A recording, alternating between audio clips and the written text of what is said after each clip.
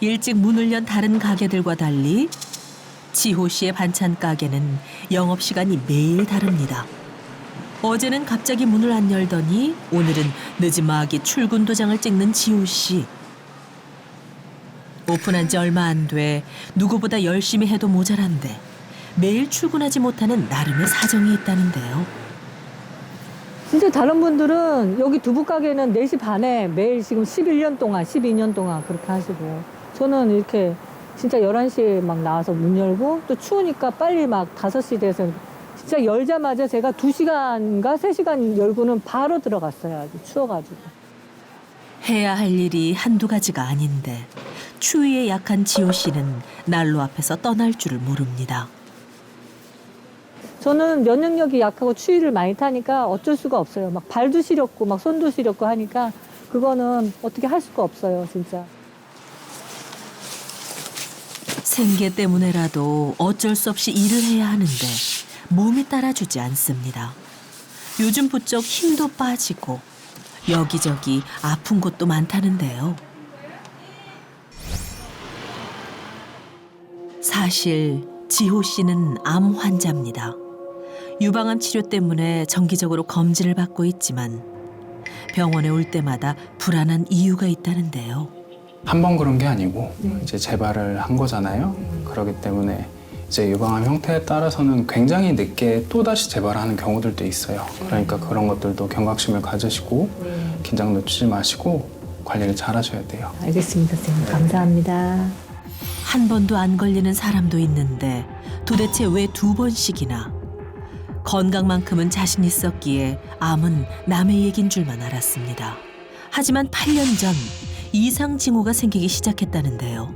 그러니까 제가 40이 넘어가면서 이상하게 감기도 자주 걸리고 체력적으로 막 딸리는 느낌이 있더라고요. 그래서 잔병치레가 엄청 많았어요. 심했어요. 피곤한 것도 다른 날보다 오래 갔거든요. 예전 같지 않은 몸. 나이 먹었으니 당연한 거겠지 하고 대수롭지 않게 여겼던 것이 문제였습니다. 처음에는 요 부분이거든요. 정확하게 요 부분인데 그냥 좁쌀처럼 아주 작았었어요. 그때는 뾰루지인 줄 알고 별 신경을 안 썼었죠. 이제 갑자기 엄지손가락만 해가 확 커져 버린 거예요. 검사해보고 선생님께서 암입니다 하고 했을 때는 정말 하늘이 무너지는 것 같았어요. 수술을 받고 완치를 위해 온갖 노력을 다했다고 생각했는데 야속하게도 5년 만에 재발했습니다. 암 환자가 된 후 일상은 180도 달라졌다는데요. 한 것도 없는데 피곤해. 왜 이렇게 한 것도 없는데 피곤해. 다 귀찮고 다 피곤해. 집에 오자마자 일단 눕고 보는 지호 씨. 극심한 피로감으로 살림은 손 놓은 지 오래라는데요. 암 수술 후 잔병 치레는 일상이 됐습니다. 코로나 걸렸을 때도 걱정을 많이 해서 항상 남편하고 예방접종을 잊지 않고 했는데 3번씩이나 걸리니까 항상 걱정될 수밖에 없고 통증이 다른 사람보다 더 세게 오는 것 같더라고요. 이게 다 면역력이 떨어져서 그런 것 같아요. 이대로 무너질 수는 없었죠. 면역력을 끌어올리기 위해 몸에 좋다는 건 뭐든지 챙겨 먹었습니다. 저도 암 환자이긴 한데 제 남편도 걱정이 되니까 아침에 일어나서 도시락 매일 싸주고 식단을 건강식으로 엄청 챙기면서 관리를 했었죠. 근데 우연찮게 남편도 병원에 가보니 남편이 간암에 걸린 거예요. 지호 씨가 유방암을 진단받은 이듬해 남편의 간암 판정. 이때만 해도 나아지리라는 희망은 있었습니다. 5년 후 이제는 완치됐다 싶었는데 부부는 똑같이 암 재발 판정을 받았습니다. 그래서 저희 남편은 그거를 너무 억울해했었어요. 그래서 평상시에 이렇게 내가 신경 잘 쓰고 건강관리 했는데 왜 암이 재발된지 모르겠다고 했었거든요. 남편이 간암이잖아요. 근데 시어머니도 간암이었고 아주버님도 간암이었거든요. 간암이 유전이라고 하잖아요. 제일 걱정되는 건 우리 아들이에요.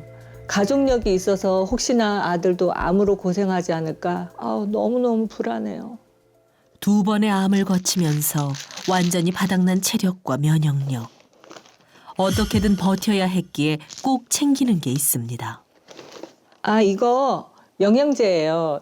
이건 남편 거고요. 이거는 제 거예요. 종합 비타민, 오메가3, 면역력에 좋다고 해서 산 게 일단 많고요. 소화도 안 되고 속이 불편해서 유산균도 챙겨 먹고 또 간에 좋은 것도 있고 제가 비염도 있어서 비염에 좋다는 영양제도 있고 또 잇몸 질환 때문에 산 영양제. 제가 피부가 엄청 가려울 때가 많아서 피부에 좋은 영양제도 있어요. 아픈 곳이 많다 보니 하루에 먹는 영양제와 약도 꽤 많은데요. 문제는 몸이 좀처럼 나아지지 않는다는 겁니다. 면역력에 좋다는 영양제를 챙겨 먹었는데 그게 유방암 환자들은 먹으면 안 되는 거더라고요.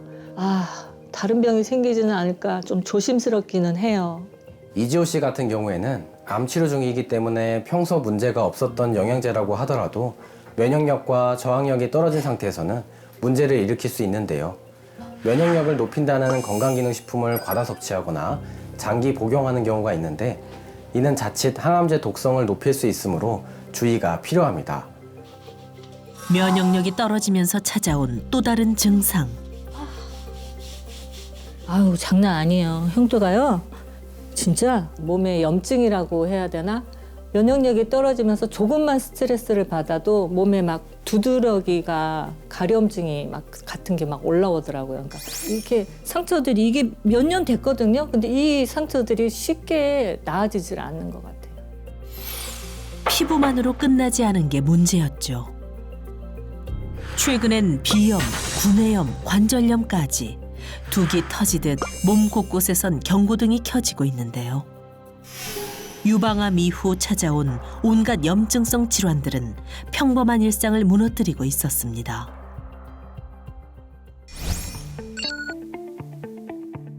암과 싸우면서 여러 후유증을 앓고 있는 이지호 씨의 건강 상태를 점검해봤습니다. 이지호 씨 같은 경우는 면역력 수치가 정상보다 심각하게 떨어지는 것으로 나타났습니다. 이 NK세포가 암세포나 나쁜 세포들을 잡아먹는다 그러거든요. 세포의 활성도가 떨어지면 몸속에 생기는 나쁜 세포들을 잘 못 없애겠죠. 지금 이 상태로 그냥 유지가 되면 위험한 상황이 생길 수 있으니까 이런 부분에 대해서 조금 더 신경 쓰셔야 될 것 같아요. 네, 알겠습니다. 선생님 감사합니다. 이지호 씨는 현재 NK세포 활성도가 매우 낮은 상태였는데요. NK세포는 세균이나 바이러스가 몸속에 침투했을 때 방어하는 면역세포이기 때문에 이 활성도가 낮다는 건 면역력이 떨어져 있다는 걸 말합니다. NK세포 활성도가 낮으면 암 위험도 높아지기 때문에 암 재발 위험을 막기 위해서는 NK세포 활성도를 높여야 합니다. 게다가 40대 이후부터 늘어나는 활성산소, 이 역시 면역력을 떨어뜨리는 원인이 됩니다. 이 활성산소를 제거하는 것이 바로 항산화력인데요. 나이가 들수록 급격히 떨어져 80대 이후엔 거의 소멸합니다.